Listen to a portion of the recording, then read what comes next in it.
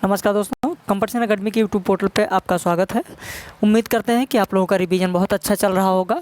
और आज आप लोगों को जो वीडियो लेक्चर मिला है वो मिला है तीसरी कसम उर्फ मारे गए गुलफाम, लाल पान की बेगम और कोसी का घटवार। इन 3 कहानियों का आपको मिला है। बाकी जो 3 कहानियाँ हैं, गैगरीन और चीफ की दावत, अमृतसर, ये 3 कहानियाँ कल आपको लेक्चर मिल जाएगा। तो इस तरीके से इकाई 7 आपका समाप्त हो जाएगा। फिर हम लोग इकाई 8 प्रारंभ करेंगे परसों से।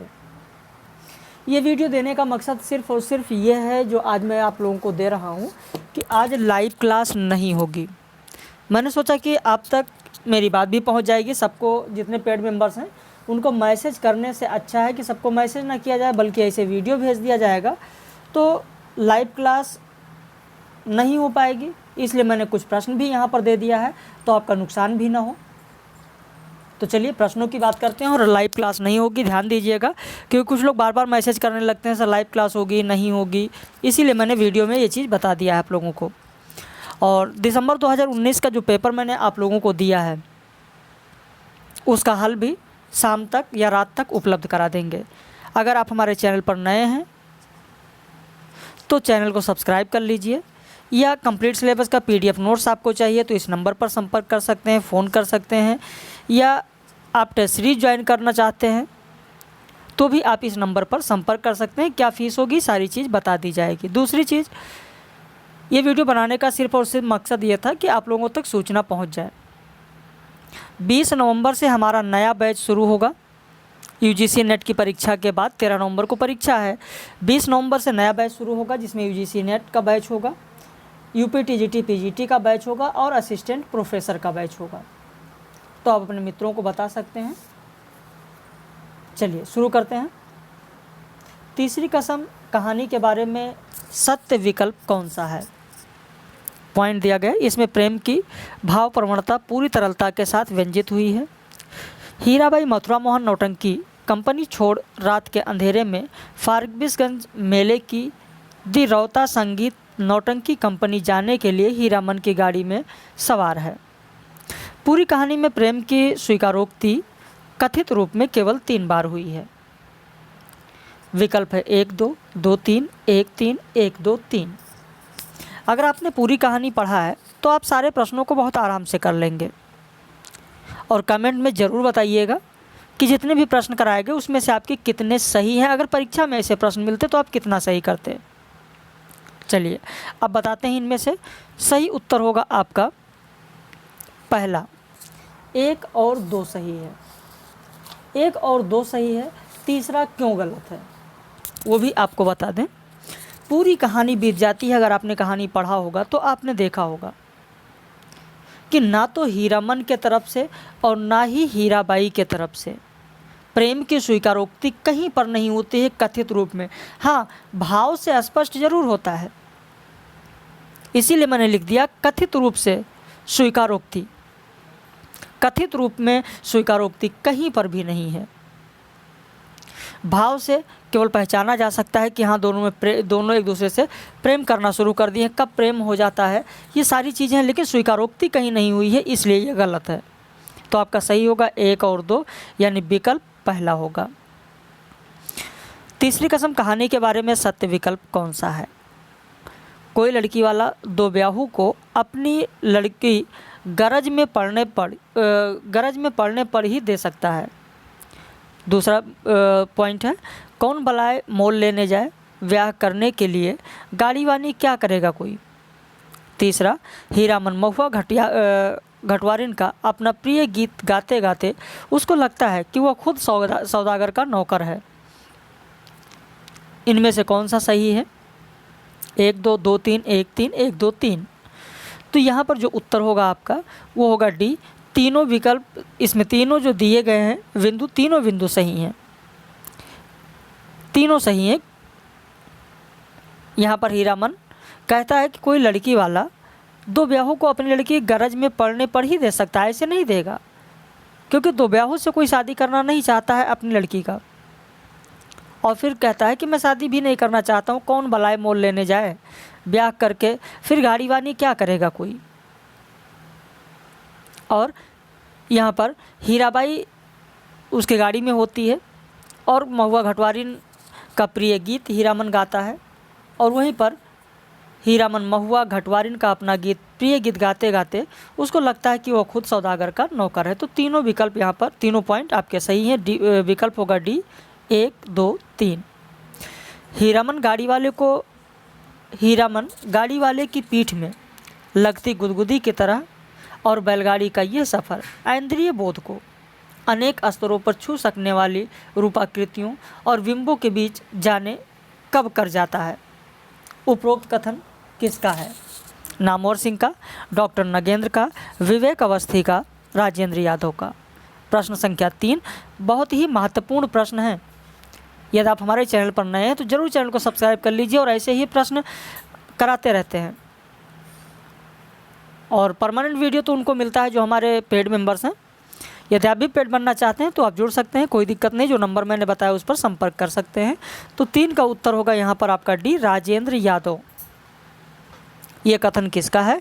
तो राजेंद्र यादव ने कहा है। तीसरी कसम कहानी में जो ये कथन है, इस कथन के बारे में, ये कथन किसका है? तो राजेंद्र यादव का है। निम्न में से तीसरी कसम कहानी का पात्र कौन नहीं है? तो यहाँ पर सही उत्तर होगा आपका सी, सेवाराम इसका पात्र नहीं है। प्रश्न संख्या 5 देखें। विदुर हीरामन की दूसरी शादी न होने का क्या कारण है?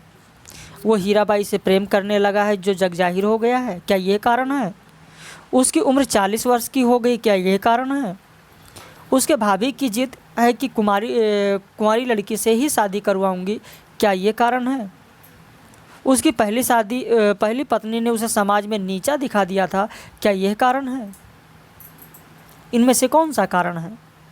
तो आपका सही उत्तर होगा सी, उसकी भाभी की जिद है कि वो कुंवारी लड़की से ही शादी करवाएगी और इसीलिए विदुर हीरामन की दूसरी शादी अभी तक नहीं हो पाई है। तो 5 का उत्तर आपका सी होगा। आपको बता दें, हीरामन की जब पहली शादी होती है तो गौने से पहले ही उसकी बीवी का देहांत हो जाता है, वो उसका मुंह भी नहीं देख पाता है। तो यहाँ पर इस पॉइंट को कभी भी आप सत्य मत मानना कि हाँ कहानी में ऐसा होगा कि उसकी पहली पत्नी ने समाज में नीचा दिखा दिया था, ऐसा नहीं है। हीरामन की जो पहली शादी हुई थी उसकी पत्नी की मृत्यु गौना से पहले ही हो गई थी, हीरामन ने उसका मुंह तक नहीं देखा था। लेकिन यहाँ जो प्रश्न दिया गया उसके हिसाब से अगर देखें तो 5 का उत्तर आपका सी होगा। प्रश्न संख्या 6 कान चुनिया कर गप सुनने से ही 30 कोस मंजिल कटेगी क्या? उपरोक्त कथन किस कहानी का है? सही उत्तर होगा आपका 6 का सी, तीसरी कसम उर्फ मारे गए गुलफाम। बिरजू की माँ को लाल पान की बेगम क्यों कहा गया है? बिरजू की माँ इस कहानी में केंद्रीय पात्र है, इसलिए कहा गया है। बिरजू की माँ इस कहानी में सबको उलाहना देती हैं, क्या इसलिए कहा गया है? बिरजू की माँ की बोली कर्कश और शहरी भाषा का प्रयोग करती हैं, क्या इसलिए उन्हें लाल पान का बेगम कहा गया? बिरजू के माँ के गौने की साड़ी से एक खास किस्म की सुगंध निकलती है, महक निकलती है, क्या इस कारण कहा गया? तो यहाँ पर सही उत्तर होगा आपका 7 का डी। बिरजू के माँ के गौने की साड़ी से एक खास किस्म की गंध निकलती है, सुगंध निकलती है और इसीलिए उन्हें लाल पान की बेगम कहा गया है। केवल बेगम नहीं, लाल पान की बेगम। और लाल पान इसलिए क्योंकि बिरजू के माँ के गौने की साड़ी का रंग जो है वो भी लाल है। तो प्रश्न संख्या 8 देखें। नवान्न के पहले ही नया धान जुटा दिया। ये लाल पान की बेगम की इस पंक्ति में बिरजू के माँ का क्या आशय है? यानी जो आप देखेंगे किसानों के घर में, अगर आप भी किसान हैं, आपके घर वाले भी किसान हैं, अगर आप किसी खेती से जुड़े हुए हैं तो आपको ज़रूर पता होगा, जब नया अनाज पैदा होता है तो एक नवान्न त्यौहार मनाया जाता है, चाहे गेहूं की फसल हो चाहे धान की फसल हो। और कहा जाता है कि नवान्न जब तक घर में नहीं आता तब तक उसको जूठा नहीं किया जाता है। और बिरजू की माँ यहाँ पर वही कर रही है। उनका जो लड़का है बिरजू, वो धान की बाली से धान का दाना निकालकर, चावल को निकालकर अपने मुंह में लगा लेता है, खा लेता है। तभी वो कहती है कि नवान्न के पहले ही नया धान जुटा दिया। तो इससे क्या आशय है, पॉइंट देखें। बिरजू की माँ ने मन में धर्म के प्रति जो आस्था छिपी है वो प्रकट हो रही है। बिरजू की माँ धार्मिक विधि विधान की पक्षधर हैं। इनमें से कौन सा सही है? केवल एक सही है, केवल दो सही है, दोनों सही है या दोनों गलत हैं? तो यहाँ पर आपका उत्तर होगा 8 का सी, दोनों सही है, क्योंकि ये धर्म से जुड़ा हुआ है। बिरजू की माँ के मन में धर्म के प्रति जो आस्था छिपी हुई है वो प्रकट हो जाती है तब जब बिरजू धान का नया चावल जूठा कर देता है। बिरजू की माँ धार्मिक विधि विधान की पक्षधर भी हैं। तो यहाँ जो दिया गया कथन, इस कथन में क्या भाव है, इसका क्या आशय है? तो यहाँ पर आपने देखा 8 का उत्तर आपका सी होगा। 4 मन पाट का पैसा क्या हुआ है? धरती पर पाँव ही नहीं पड़ते। लाल पान की बेगम में आप देखेंगे कि यह कथन किसका है? बिरजू की माँ कह रही हैं कि जंगी की पतोहू कह रही है, या मखनी बुआ कह रही है, या चंपिया कह रही है? प्रश्न संख्या 9 में यह कथन किसका है? एक तरीके से अगर देखा जाए तो ये व्यंग है। ये व्यंग किया गया है कि 4 मन पाट मतलब जूट होता है जिससे रस्सी बुनी जाती है। तो जूट का पैसा क्या हुआ है? धरती पर पाँव ही नहीं पड़ते। ये व्यंग किया गया है। किसके तरफ से व्यंग किया जा रहा है? तो यहाँ पर सही उत्तर होगा मखनी बुआ के तरफ से व्यंग किया जा रहा है। किसकी ओर? तो बिरजू के पिताजी की ओर, बिरजू की माता की ओर। तो ये मखनी बुआ ने कहा है। प्रश्न संख्या 9 का उत्तर आपका सी होगा। लाल पान की बेगम कहानी का केंद्रीय विषय क्या है? स्त्रियों में द्वेष भावना, धार्मिक मान्यताएं, पति पत्नी की नोक-झोंक, या नारी सशक्तिकरण? तो प्रश्न संख्या 10 का आपका जो सही उत्तर होगा वो होगा डी, नारी सशक्तिकरण। प्रश्न संख्या 11, चल दीदिया चल इस मोहल्ले में लाल पान की बेगम बसती है, नहीं जानती? दोपहर दिन और चौपहर रात बिजली की तरह भक भक कर जलती है। उपरोक्त कथन किसका है? बिरजू की माँ, जंगी की पतोहू, मखनी बुआ, गांव की एक स्त्री, सुनरी? प्रश्न संख्या 11, अगर आप लोगों ने पढ़ा होगा, सारी कहानियों को पढ़ लिया होगा, तो ज़रूर जो ऐसे प्रश्न आते हैं उन्हें आप बहुत ही आसानी से हल कर लेंगे। लेकिन अगर आपने नहीं पढ़ा है तो जो इस तरीके के प्रश्न आते हैं, जो ट्रेंड बदल चुका है, आप देख रहे हैं, अब तो रटाया चीज़ नहीं आता है। हमेशा नई नई चीज़ें मिलती हैं आपको यूजीसी नेट की परीक्षा में। तो अगर आपने सीरियसली उस चीज़ को नहीं पढ़ा, उस कहानी को नहीं पढ़ा है, तो आप नहीं कर पाएंगे। तो इसलिए सारी कहानियों को आप लोग बहुत अच्छे से पढ़ लें। 11 का सही उत्तर होगा बी, जंगी की पतोहू कह रही है। गांव की सारी महिलाएं हैं, वहाँ पर आती हैं, पानी भरती हैं, वहीं पर जंगी की पतोहू भी होती है। और जंगी की पतोहू कह रही है कि चल दीदिया चल इस मोहल्ले में लाल पान की बेगम बसती है। प्रश्न संख्या 12 देखें, मुश्किल पड़ने पर कोई किसी का नहीं होता जी। बाबा की जायदाद पर उनकी आंखें लगी हैं, सोचते हैं कहीं मैं हक न जमा लूँ। मैंने साफ साफ कह दिया मुझे किसी से कुछ लेना देना नहीं है। यह कथन किस कहानी का है? आकाशदीप का है, कोसी का घटवाल, लाल पान की बेगम, तीसरी कसम?